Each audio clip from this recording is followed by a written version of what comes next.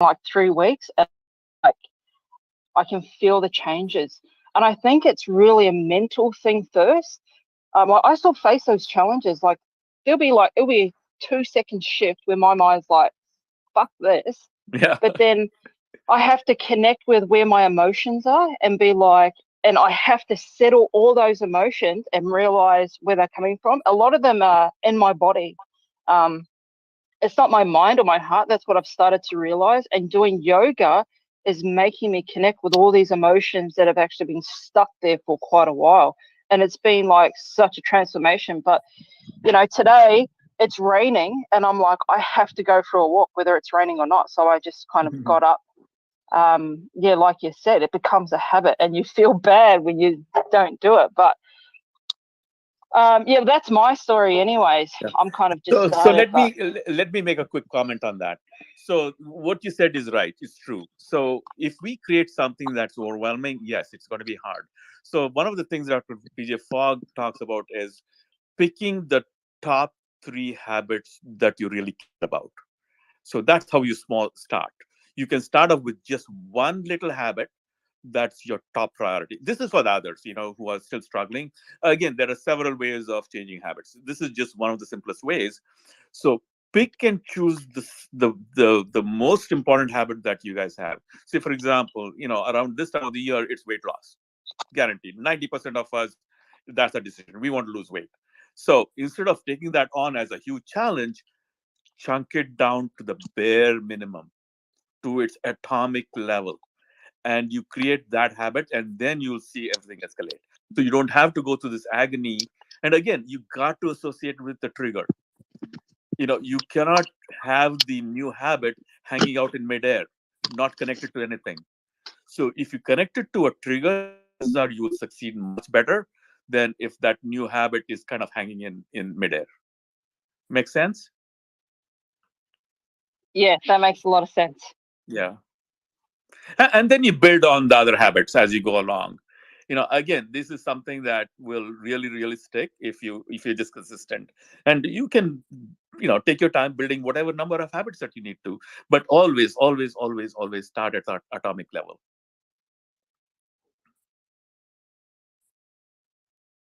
You know what they say, you got to start first.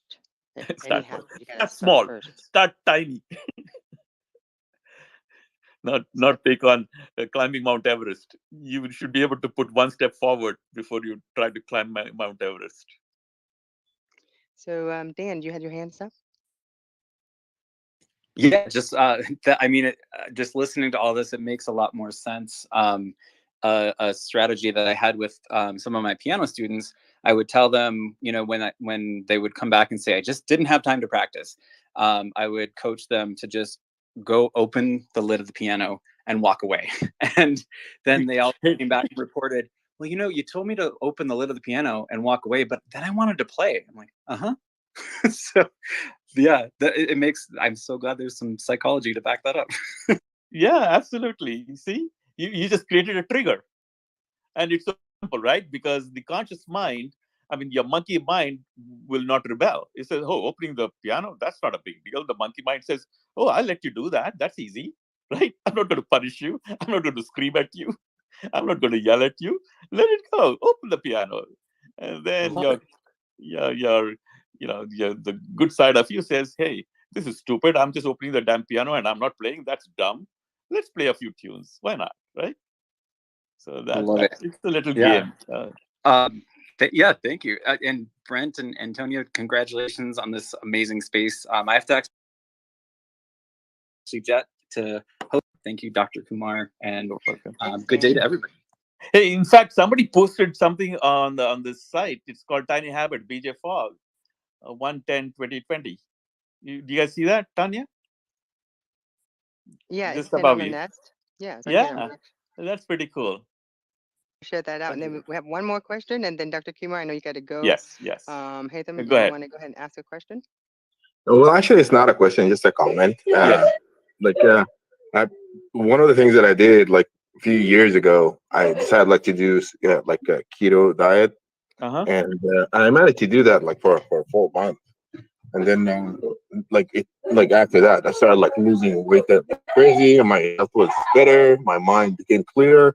So one of the byproducts is that I never went back to sugar again. Like I mean, like having sugar in tea or coffee or anything, not even sweeteners. Because like that's my norm right now. I can't stand the taste of sugar in anything. So yeah, just speaking about like habits. So what you do is just like what you think it's the norm. It's actually like can be transformed into something better and make it a new norm. It just takes like tiny steps on the way. Yeah, that's what I So, want to so say. what you said is perfect. So it's no longer a new habit; it's just you. Yep, like the norm. That's That's it. what I call That's it. Yeah, it. And yep, so once you incorporate it into your consciousness, it just becomes part of you. It's just who you are, what you do. That's it. You're not looking at it as something foreign that you need to make a conscious effort because it just becomes unconscious. It's just part of life. exactly. The other thing that I did also like a few like 2 weeks ago, I did like a water fasting. I've never done it before. I do fast, but I've never done like water fasting for a few days. So I did water fasting for 3 days. First day, I was like, I wanted to eat the wood around me. Second day, I never felt hungry at all. Third day, I said to myself, like, I could go a week without needing to eat Calories. anything. Yeah, it's just all about, like, as you said, like, it's just in your mind. If you can control it, you can control anything. Yeah, absolutely. Yep. Hey, love this conversation, Tanya. Awesome. Thank you for coming, Dr. Kumar.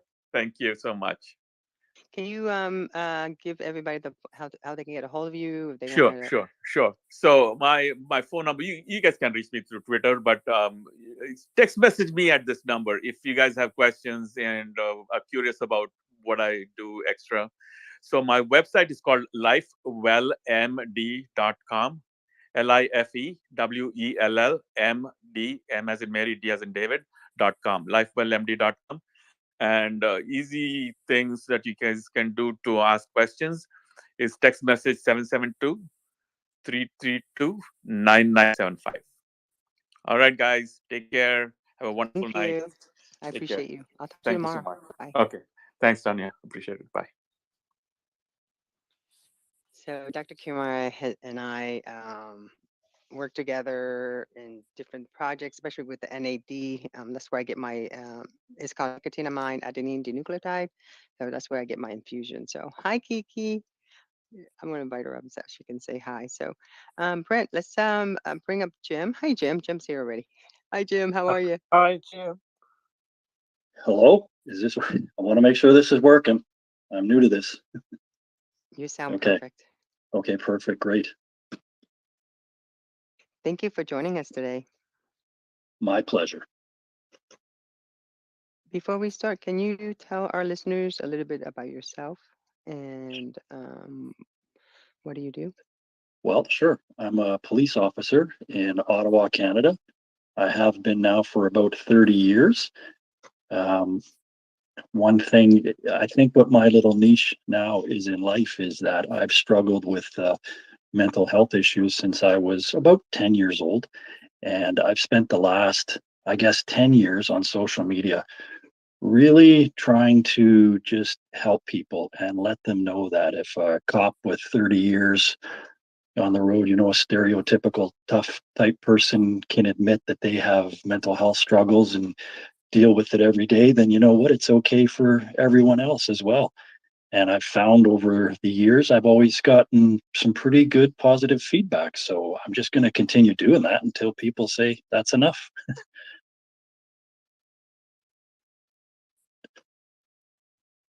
So that's about it as far as an introduction goes. And just, I see some of you are from the States. So like Brent, we're both from Ottawa, Canada, which is the nation's capital of Canada. And I don't know how you guys do your temperatures down there, but up here it's about -20, which for us is extremely cold. And we've got about 4 feet of snow now. So it's nice talking to Yeah. people that are in Florida. It just sounds warm. No, it is warm. No, actually, no, it's cold for us. I think it was like 60 something last night. Yeah. It's freezing. We're all like going, oh my God, it's so cold. I can't believe it's so cold. I'm like, oh yeah, wait until you hear what the weather's like in other parts of the world.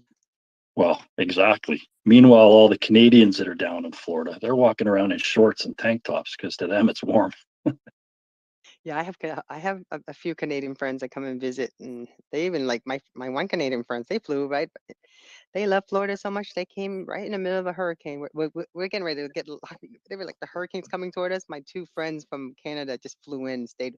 They ended up getting stuck here for like 2 weeks because there was no electricity. So it's beautiful to live in Canada. I mean, in Florida, but you in Canada, I doubt you guys have hurricane. So here we have hurricane. Yeah, I guess that's one of the benefits here. But we have the cold weather, so we make the best of it. So tell us a little bit about your journey about your mental health. So what are you doing today as far as your mental health is concerned? What kind of tips you want to offer to us, or tell us a little bit about it, and what Well, do you do for yourself? yeah, sure. I mean, for me specifically, it's been anxiety and OCD since I was about 10 years old. So that's over 40. And when I talk about OCD, I don't talk about the kind where everything has to be organized and straight and your room has to be clean. This is the obsessive part of obsessing over health concerns and worries. Like, for example, if I see a bump on my leg, a normal person would just say, "Oh, that's a bump on your leg, no big deal." Where somebody with OCD, and that's not properly medicated, it can be life destroying. Like, I would get into such deep depressions and worry. I wasn't functional. And it wasn't until I was about, I want to say about 35 years old, where I first started, uh, you know, dealing with the doctor and finally getting some medication, which for me, medication made a huge difference. I was literally, no exaggeration, having panic attacks 2 to 3 to 4 times a week. And that just went on for years and years. And when I was young, growing up in the 70s and 80s and early 90s, there was no talk of mental health. Mental illness wasn't a catchphrase or a hashtag. Um, if you had issues where you had anxiety or OCD, I think you were just looked at a little differently. And when I would go to the doctor because my panic attacks were so bad and I thought I was having a heart attack, after a couple hours of tests, they'd say, "No, everything's fine. You're good to go." And I'd be released and on my way. But the very next day, I'm having panic attacks again. So really, it wasn't until into the 2000s where, thankfully, society just became a lot more understanding of mental health issues and acknowledging that how debilitating it can be if it's not treated. And so, like I said, although I take medicine, I also have a therapist that I talk to quite a bit.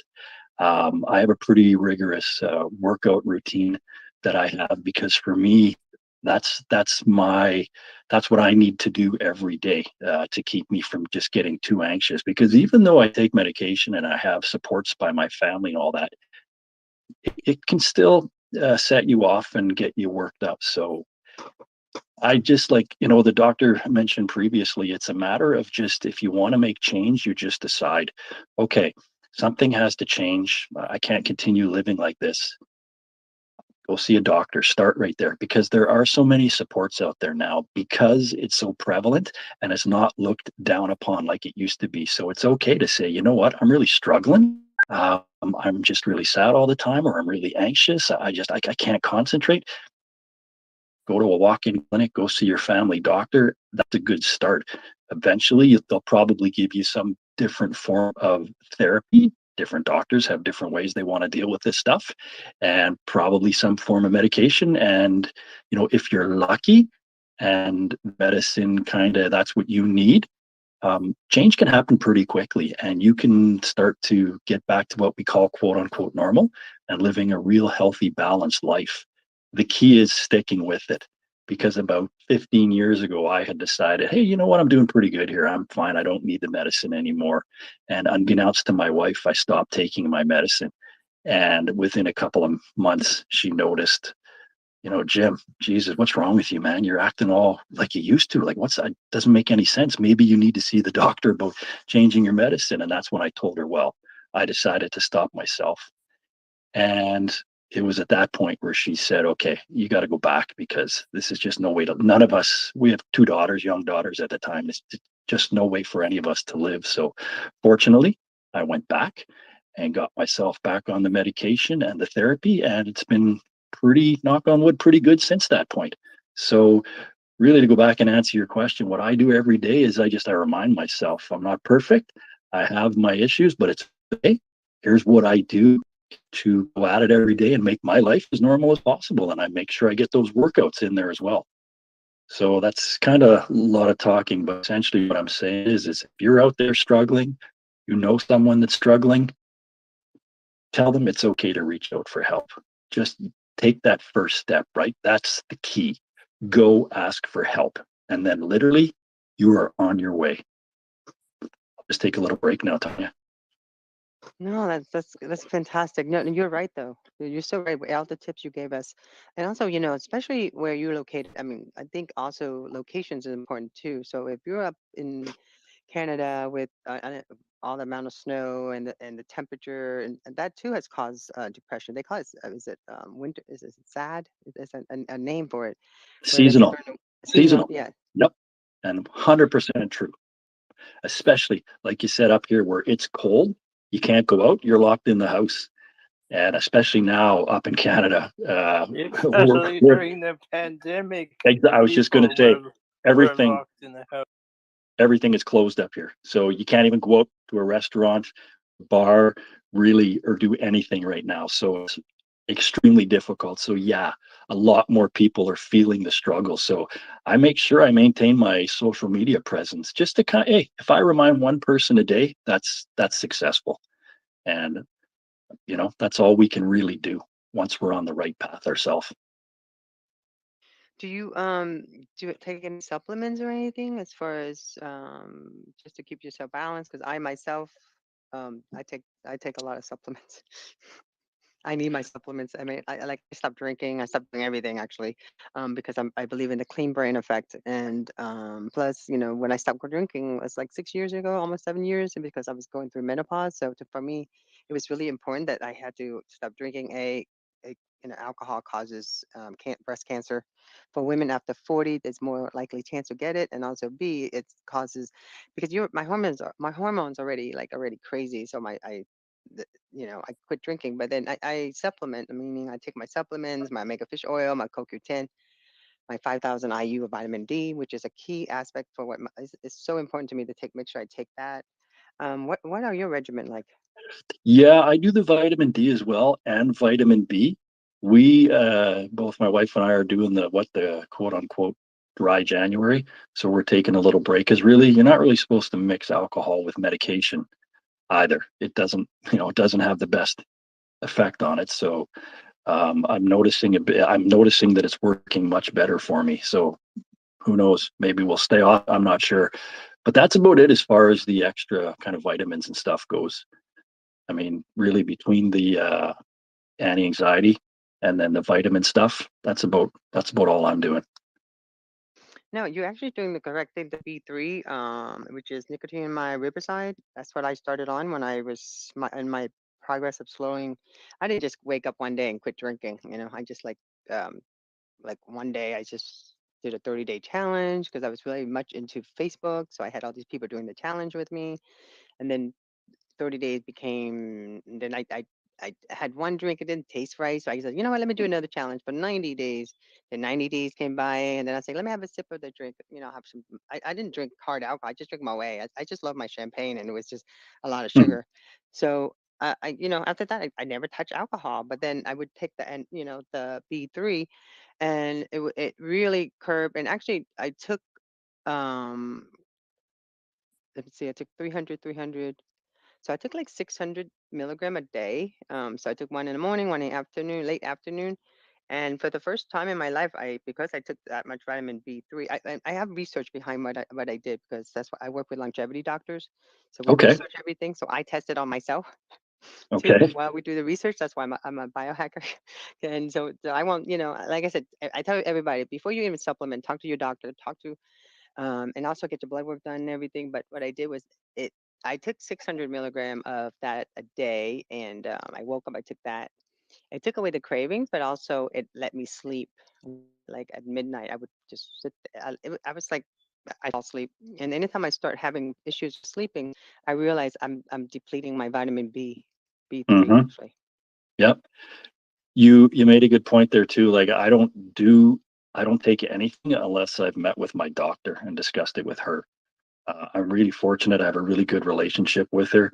She totally has a lot of patience and time for me because when I'm struggling, when my anxiety's high, I'm not the easiest person to deal with, but she's been amazing. And yeah, so I don't know quite as much as you do. It's pretty impressive what you know about the different vitamins and stuff, but it's just at her recommendation. I take this stuff.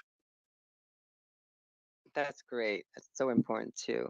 And yeah, because I find that like Dr. Kumar talked about habits, you can have bad habits and you can have healthy habits.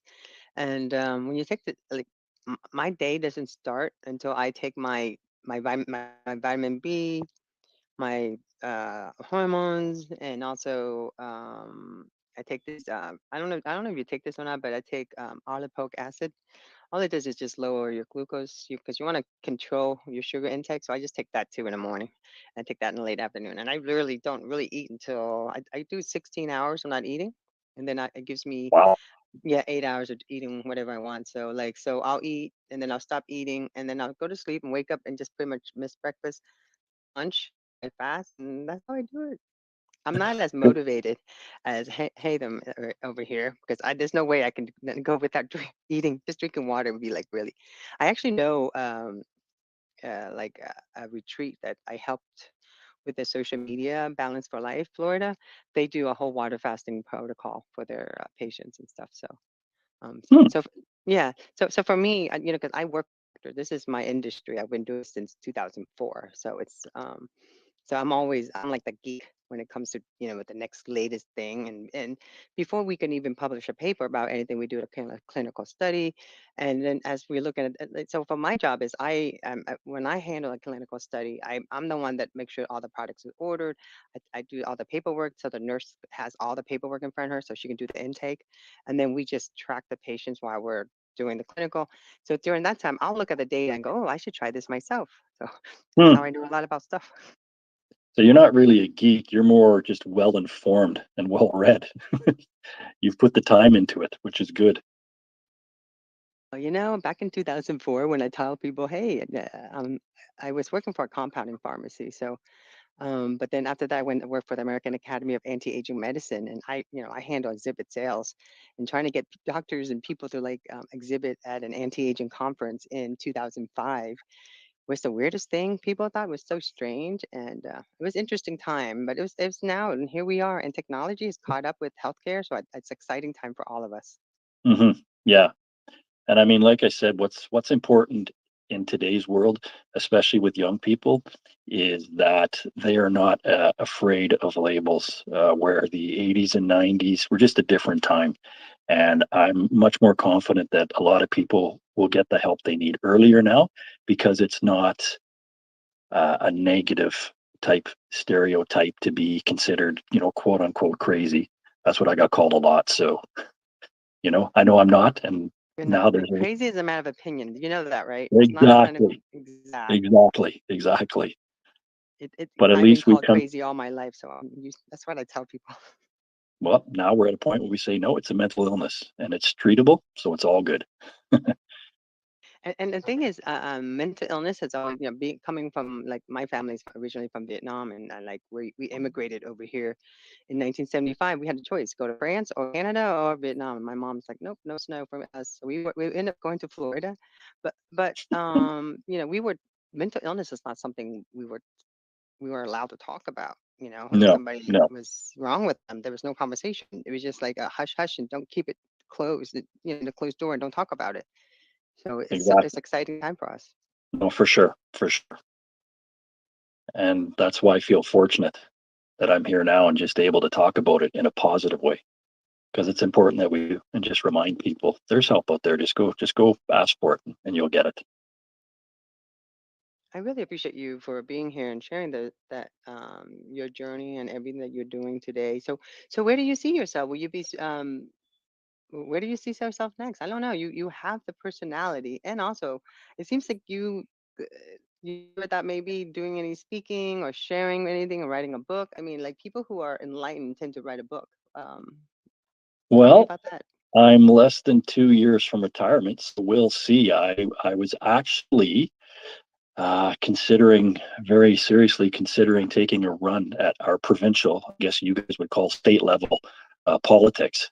So, because we have an election coming up summer, but I'm kind of backtracking on that now because of my job and I just don't have the time to make that commitment. So I was considering be politics. The book idea thing, I've always kind of tossed that around in the back of my head. So I don't know. We'll see where things are in 2 years. I definitely want to still keep talking about this though, because I think it's important. And again, I like to use the stereotype of a cop and say, come on, if I can do it, come on, anybody can do it. So, let's get started. So that's really about it. Who knows where 2 years from now will take me? I'll be happy to be retired and move on to the next chapter for sure.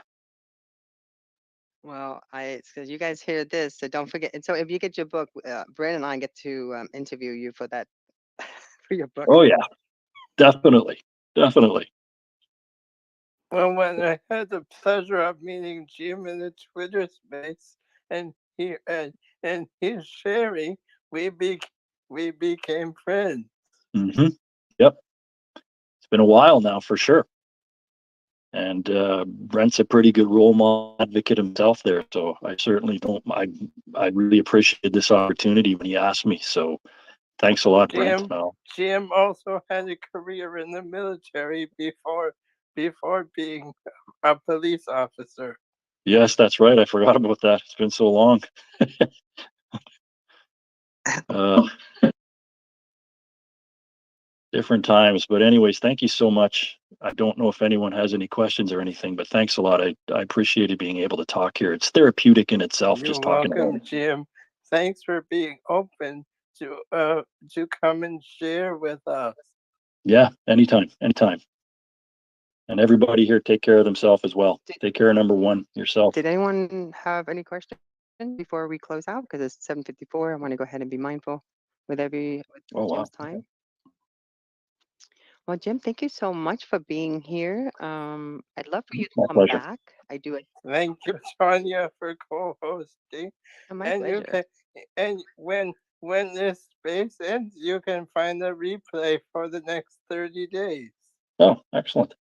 You can listen to the replay, and I heard that they might keep it longer than 30 days. So, but again, everybody, thank you so much. And Jim, I have this doctor. His name is Dr. Mark Gordon, and he is known as the traumatic brain injury doctor, TBI. Okay. But he works with a lot Yep. of police officers, and also the NFL. He actually wrote a whole book about it. He was actually he at one time was I think it was HBO. He was their doctor for the company. That's what he does. But I want to bring him back and talk some more because he doesn't believe in PTSD. He believes in the traumatic brain injuries that happens. We need to. Yeah. We Yeah. need to. I'm all in about bringing him, Tanya. Oh yeah, no. He said he will come back. Like Gordon and I. This is how close we are. He calls me Schultz, and I call him Gordon. I've known him since 2004. He's one of my first doctors that I met when I got into this field of regenerative medicine. Yeah, he's like, I'm the one that helped him get. Tanya has a circle. You ask Tanya if she knows someone in the field of anything, and she will find you. She will find you someone. Mm-hmm. Well, I think it was because of what I do for a living. As far as as a publicist, you have to be able to get in the door somehow. So, Mm-hmm. so everybody have a great day. And again, we'll be back. I have a space. As you guys know, I am the the co-founder for NFT Music Radio, and we stream Monday through Friday. We have a concert, NFT Music Concert. So I'll be doing that. And this Sunday at 7 p.m. I host a space with our friend Carlos. He and I we do a 60-minute very intense fast where we feature an NFT nonprofit project to find out more about the projects and everything. So we're doing that. And Brent, when's your next space? My next space will be on Monday, and it will be about music and Well, I'll be there with my mixing board because I'm under a challenge right now. This is going through a Tascam Mixcast 4, and I'm a little bit behind because we're doing a battle the mixing board, and the other two mixing board, there's 12 of us, and the other people are like really posting the heck. They're getting a lot of stuff trending. I just been busy, so. And then we have Kiki here. Hi, Kiki. How are you? Thank you for being here. And then Kiki, are you there? She's there, but she must be with. And then 30. How are you? I haven't seen you in forever. Oh my gosh. We're finishing up. I'll just give you the mic real quick because I'm gonna get ready to play some music on the closing thoughts. And Jim, if you ever want to host a space and you need a co-host, Brent and I are here for you. Okay. I will probably at some point follow up on that. Thanks. Let's post it on that. So everybody, thank you. I'm gonna go ahead and play this song. It's called More by MC Front Run, and it's our closing song because we all want more, right? No FOMO Records. MC Front Run.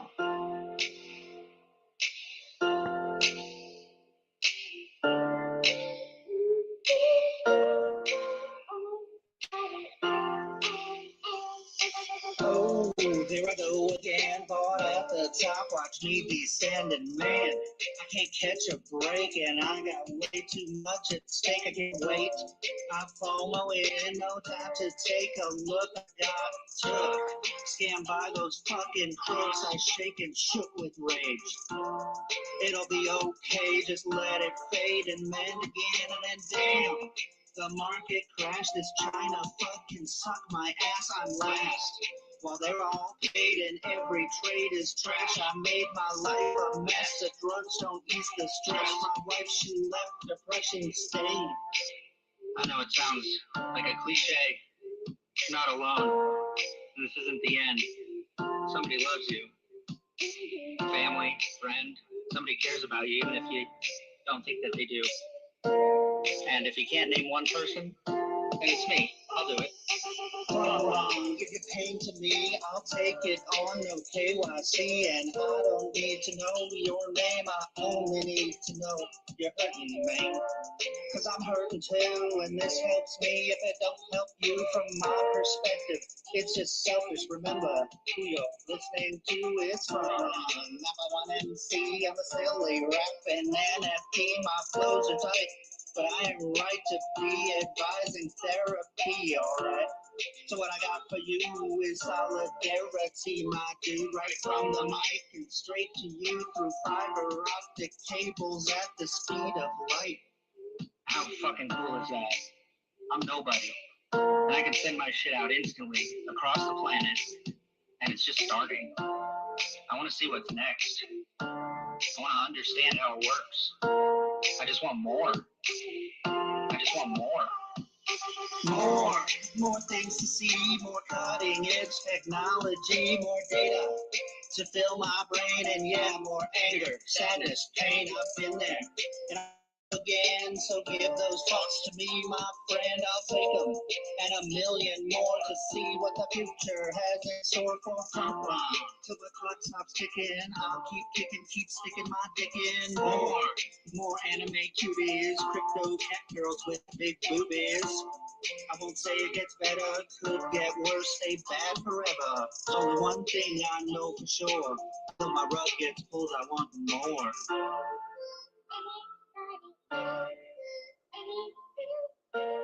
So until the next time, we'll have more. And everybody have a great day, and I'll talk to you later. Thank you, Brent. What an awesome space. It's 8:01. And again, everyone, have an awesome day. Bye. Have a great evening. Bye.